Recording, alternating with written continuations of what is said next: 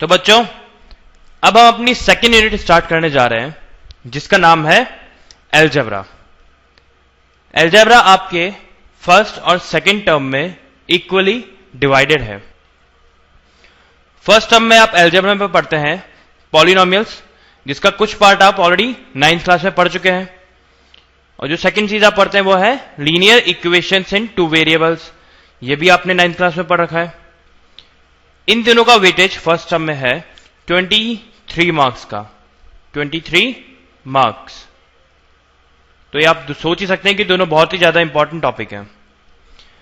Second term में आप पढ़ेंगे quadratic equations and arithmetic progression, और इन दोनों का वेटेज भी 23 मार्क्स का ही है।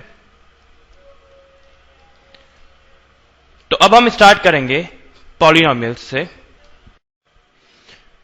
पॉलिनोमियल्स बच्चों, पॉलिनोमियल्स के बारे में आप ऑलरेडी पढ़ चुके हैं अपनी प्रीवियस क्लास में।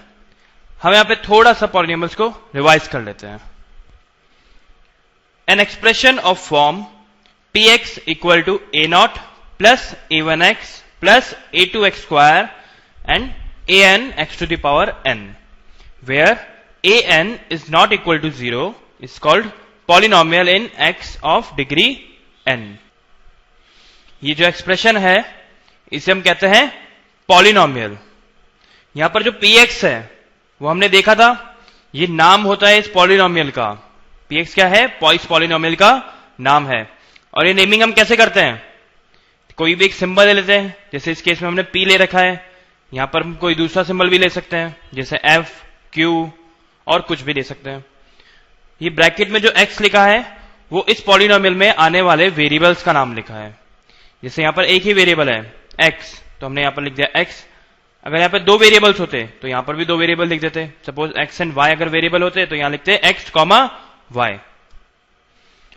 इस डेफिनेशन में हमने एक और वर्ड का भी यूज करा है, वो है डिग्री n। तो ये डिग्री क्या चीज है? Degree of polynomial.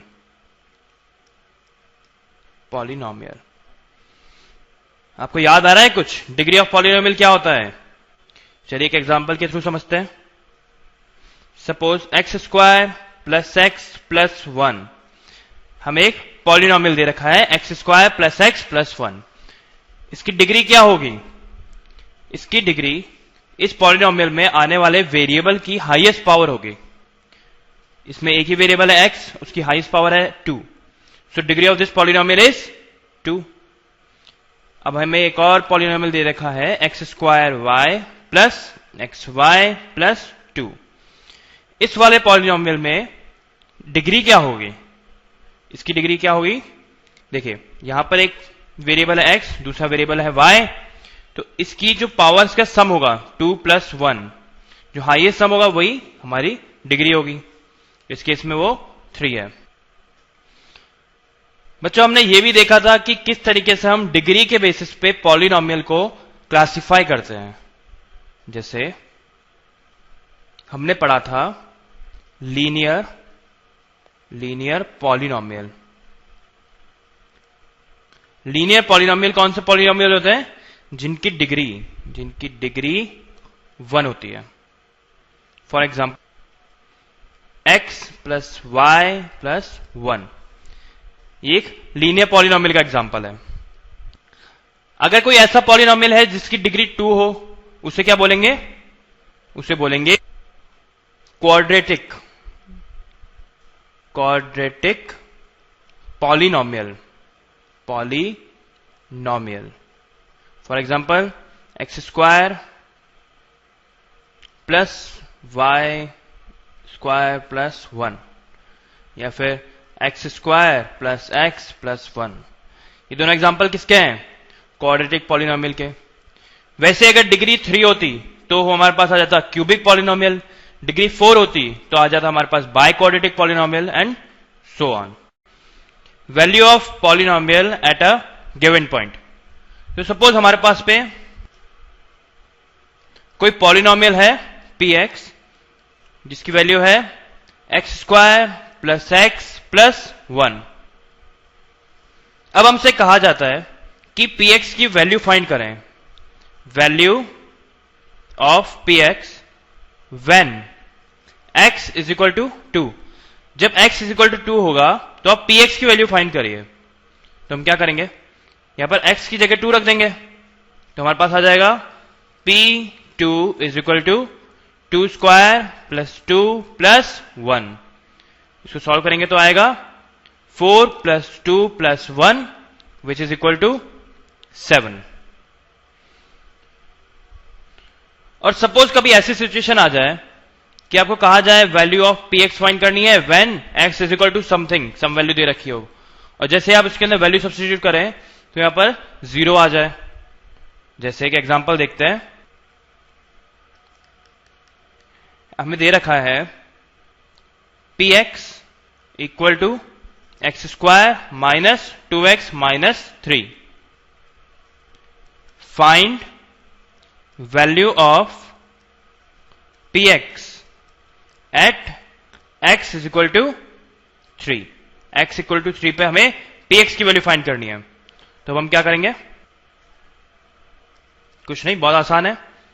px is equal to x square minus 2x minus 3 दे रखा है, x की वैल्यू 3 डाल देते हैं, तो हमारे पास आ जाएगा p3 equal to 3 square minus 2 into 3 minus 3।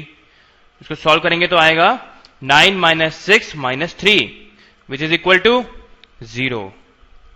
कभी ऐसी सिचुएशन आ जाए कि हम कोई x की वैल्यू p के अंदर रखें और हमारे पास 0 आ जाए, तो उसे क्या बोलते हैं, उसे हम कहते हैं जीरो ऑफ पॉलिनोमियल। पॉलिनोमियल, तो अगर पॉलिनोमियल दे रखा है हमारे पास px, उसके अंदर हम कोई भी रियल नंबर डाल दें, a is a real number, real number. कोई पॉलिनोमियल दे रखा px, उसके अंदर हम a रख देते हैं where a is real number, then if pa is equal to 0, then a is called zero of polynomial,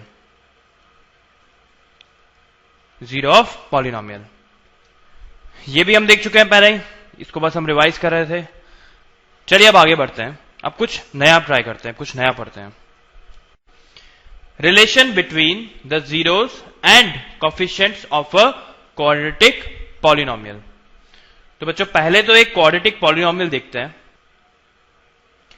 px is equal to ax square plus bx plus c। अगर हम इस क्वाड्रेटिक पॉलिनोमियल के coefficients की बात करें तो हम देख सकते हैं कि जो x स्क्वायर का कोफिशिएंट है वो है a, जो x का कोफिशिएंट है वो है b, और एक कांस्टेंट टर्म है वो है c।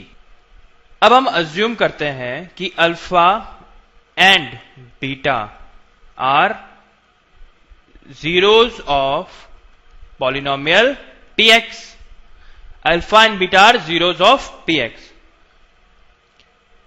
अब इस अल्फा बीटा के बीच में और इस a b c जो कोफिशिएंट्स हैं, इसके बीच में एक रिलेशन एग्जिस्ट करता है। हम उसी रिलेशनशिप को देखना चाहते हैं। तो आपने बच्चों फैक्टर थ्योरम पढ़ी थी लास्ट ईयर। फैक्टर थ्योरम में हमने देखा था कि अल्फा और बीटा ये जो दो है वैल्यूज हैं, अगर उनको हम पॉलिनोमियल में डालते हैं, it means if p alpha is coming out to be 0, then x minus alpha is a factor of px। Similarly if p beta is equal to 0, it means x minus beta is a factor of px। इस theorem का नाम था factor theorem. कुछ याद आ रहा है?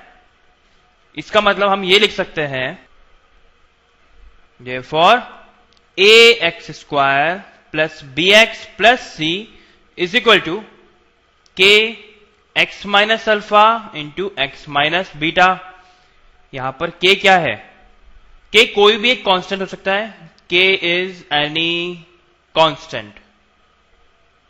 k की value 1 भी हो सकती है। के कुछ भी कांस्टेंट हो सकता है, इसके लिए आप बहुत ज्यादा परेशान ना हो। नेक्स्ट स्टेप में हम ये करते हैं कि एक तो ये ब्रैकेट ओपन कर लेते हैं और दूसरा इस के की वैल्यू को डिनोमिनेटर में ले जाते हैं। देखते हैं क्या आता है। A upon k x square plus b upon k x plus c upon k equal to x square minus alpha x minus beta x plus alpha beta. देखिए इस वाले टर्म में इन दोनों क्वांटिटीज में से x और माइनस साइन कॉमन आ रहा है, ठीक है, उसे बाहर निकाल लेते हैं। X square minus x alpha plus beta plus alpha beta. अब हम लेफ्ट हैंड साइड के इक्वेशन और राइट हैंड साइड के इक्वेशन के जो कॉफिशिएंट्स हैं उन्हें कंपेयर करके देखते हैं। देखिए यहां पर कॉफिशिएंट है एक्स स्क्वायर का a अपॉन के, यहां पर कॉफिशिएंट है एक्स स्क्वायर का 1, तो हम लिख लेते हैं a upon k equal to 1। अब x के कॉफिशिएंट्स अगर कंपेयर करना चाहें तो x का जो कॉफिशिएंट इधर है b बाय के और इधर x का कॉफिशिएंट क्या है minus alpha plus beta, so b upon k equal to minus alpha plus beta. वैसे यहां पर है कांस्टेंट c अपॉन के और यहां पर है constant alpha beta, so c upon k equal to alpha beta.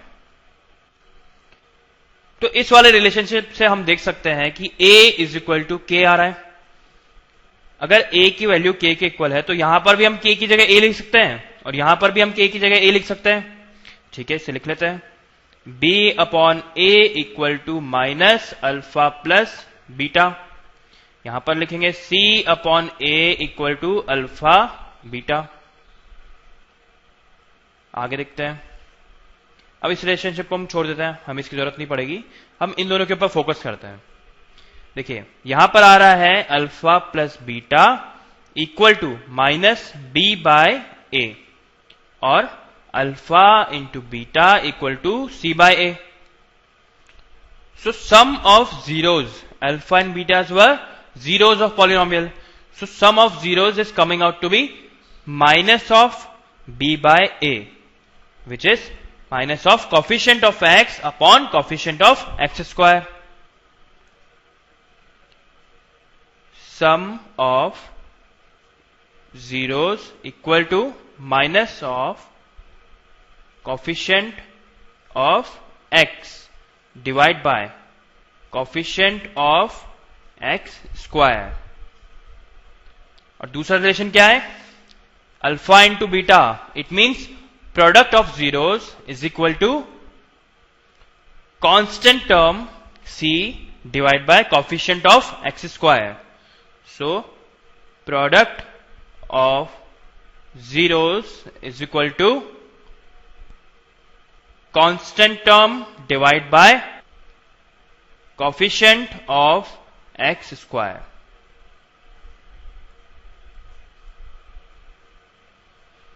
बच्चे बहुत ही इंपॉर्टेंट रिजल्ट आया हमारे सामने, ये आपको बहुत ज्यादा यूज में आएगा इस चैप्टर में भी और आगे आने वाले चैप्टर्स में भी। इसको अच्छे से रट डालिए, इसको एकदम याद कर लीजिए। इस रिलेशनशिप को मैं एक बार और लिख देता हूं थोड़ा साफ अच्छे तरीके से।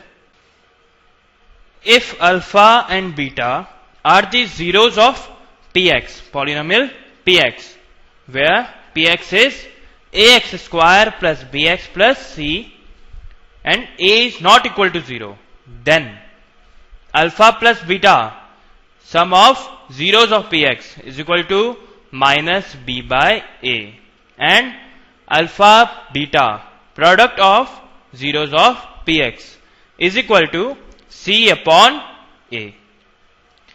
Second thing is a quadratic polynomial whose zeros are alpha and beta is given by px equal to x square minus alpha plus beta x plus alpha beta. ये दोनों ही रिजल्ट्स बहुत इंपॉर्टेंट है और आप इनको अच्छे से याद कर लीजिए। तो जो हमने अभी अभी थ्योरी पढ़ी है उससे रिलेटेड कुछ क्वेश्चन सॉल्व करके देखते हैं। देखिए पहला क्वेश्चन हमारा बनता है कि find the zeros of quadratic polynomial x square plus 7x plus 10 and verify the relationship between the zeros and the coefficients. ठीक है, हम यह बहुत आसानी से कर सकते हैं, हमने खूब करे भी है इस टाइप के क्वेश्चंस.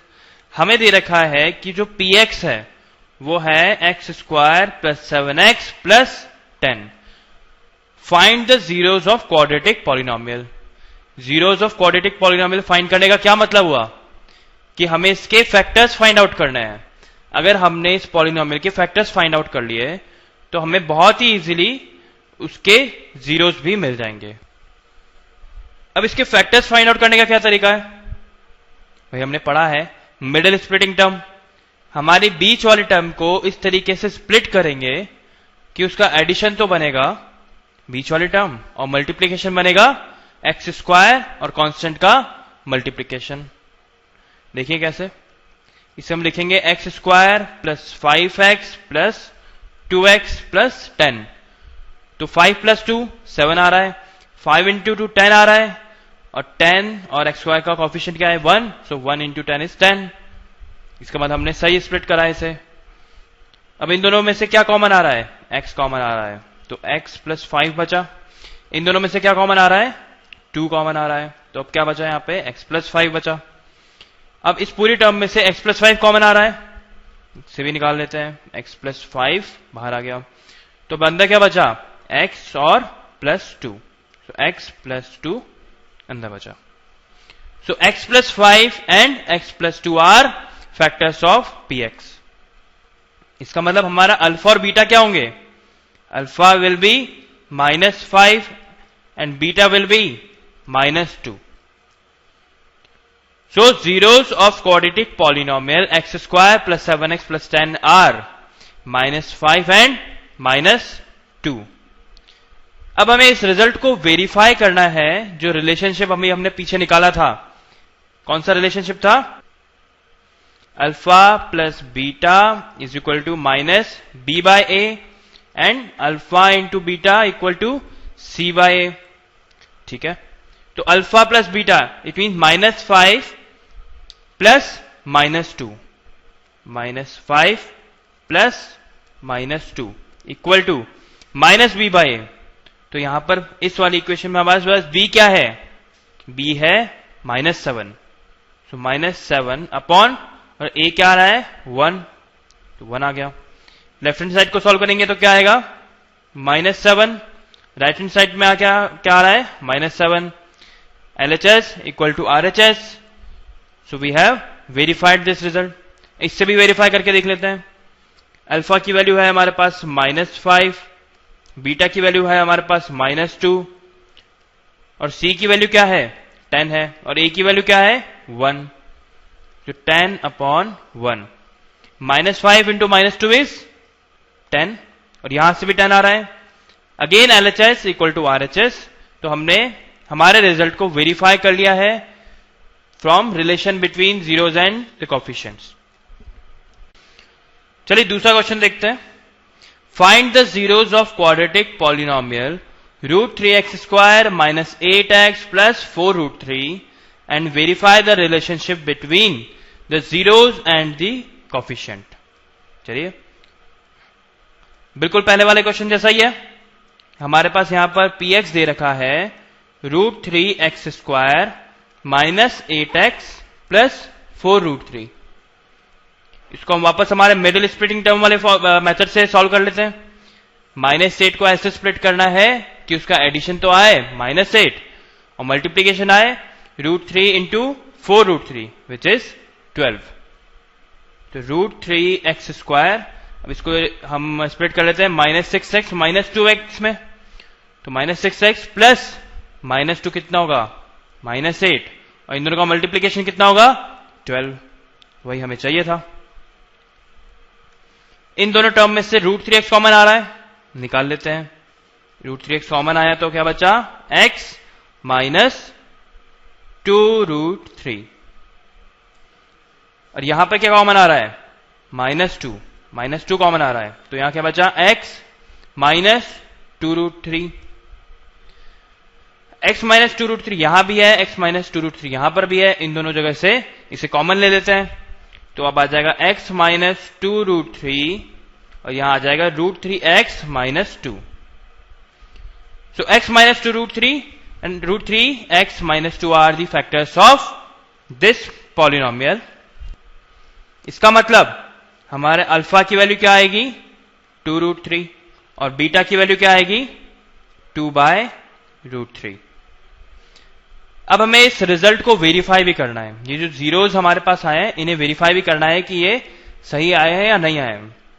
तो alpha plus beta should equal to -b/a. यहां पर b क्या है -8. तो रख देते हैं सबकी वैल्यूज.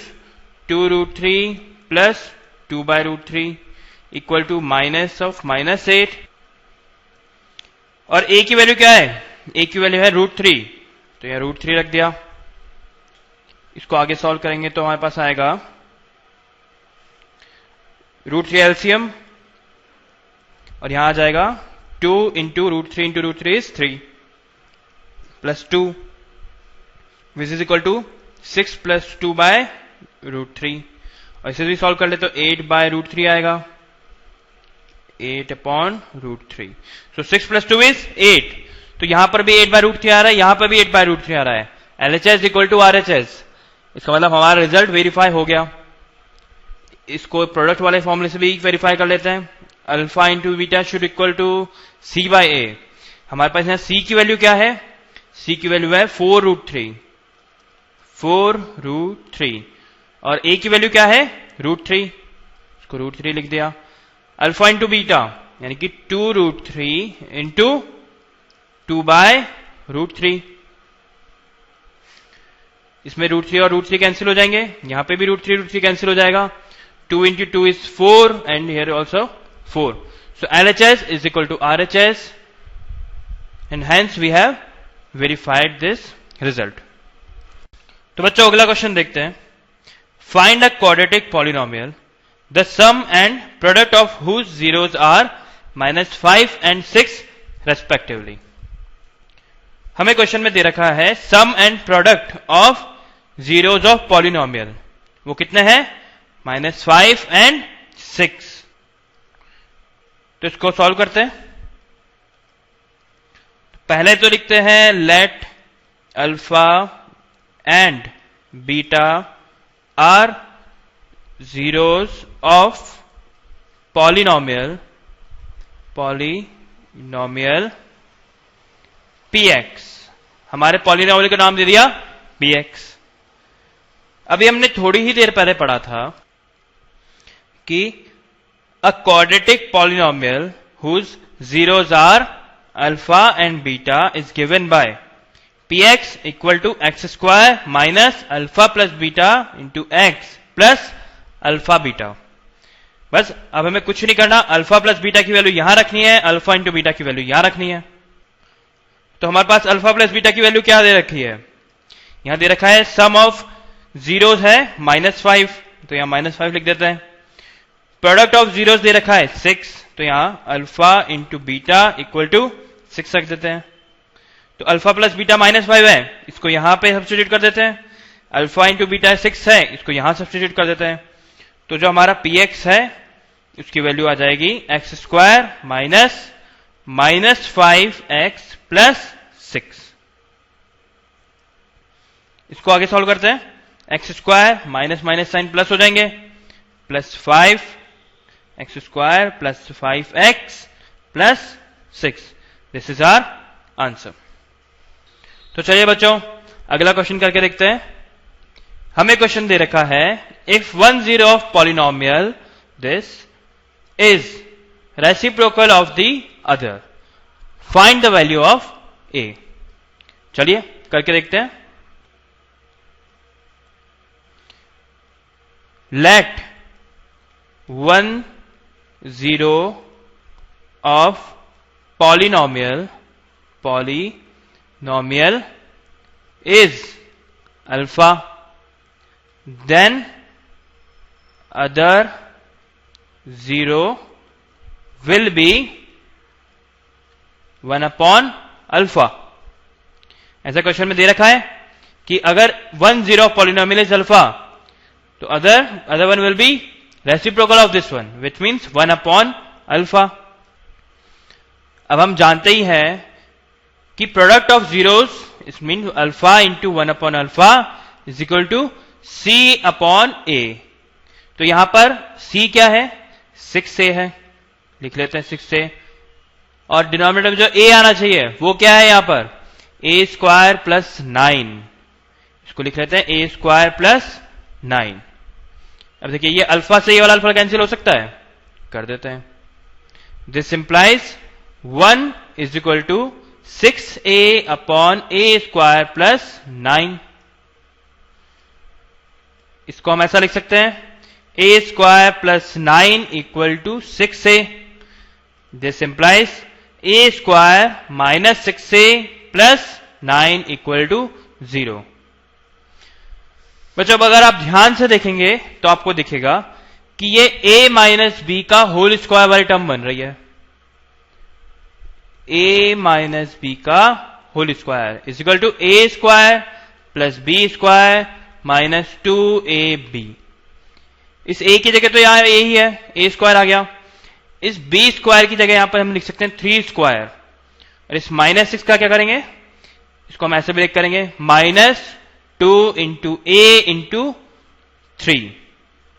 देखिए क्या आता है, इसको हम ऐसे लिख देते हैं a square plus 3 square minus 2 into 3 into a which is equal to 0।